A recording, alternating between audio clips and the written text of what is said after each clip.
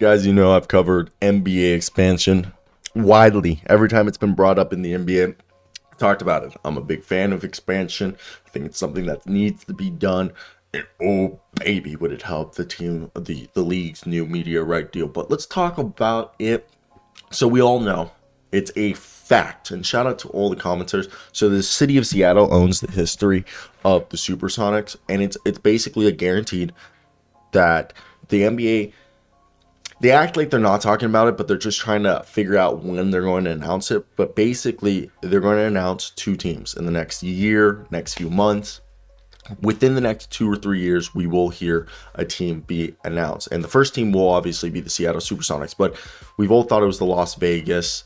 Las Vegas was going to be the 32nd team. Then there's also, you know me and a lot of other people, Kansas City for the Midwest. And that's where the Sacramento Kings originally were. But shout out Marc J.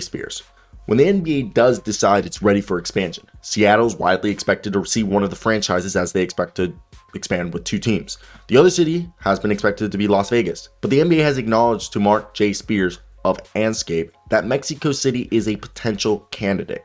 The NBA has expanded the G League into Mexico City this season with the Capitanes drawing 7,391 fans at Arena CDMX. Now here's a quote from Mark Tatum, the NBA Deputy Commissioner.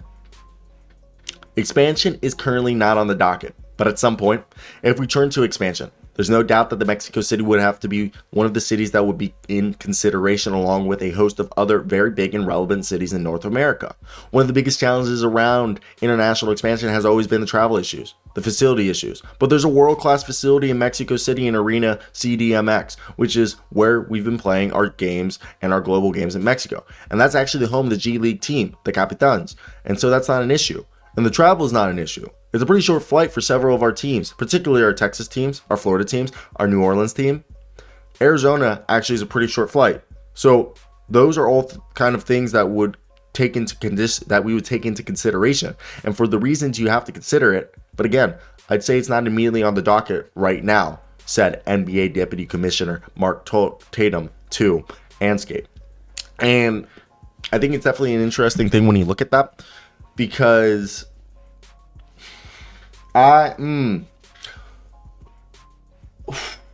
so there was the Vancouver team that became the Memphis Grizzlies.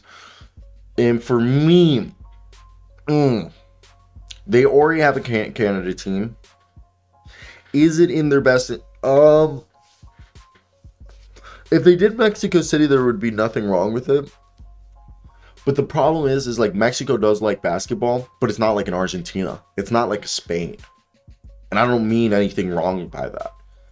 But me being an Argentine, my family being from Argentina, and also being from Yugoslavia and Italy. My father was raised in Argentina, but he's from Italy and Yugoslavia. And my mother, her family, it's a few generations Argentine, but they're French, Basque, and Italian. And all my family in Europe and Argentina, basketball in Italy, Yugoslavia area, former Yugoslavia states, and Argentina is huge. That's part of the reason why I love basketball. I'm going to be honest. I know basketball is big in Mexico, but it's not. I know football, aka soccer, and baseball are two huge sports. Like baseball's even in Argentina, baseball's growing. People don't realize how baseball is growing. So I think in Canada, basketball, if we opened another, would we go to Montreal? Because obviously we wouldn't go to Vancouver again. I personally think if we were going international, Canada would be better. Canada just seems like would sell more tickets. That's Canada's thing. Maybe I'm wrong. Okay. But I want to hear your guys' thoughts.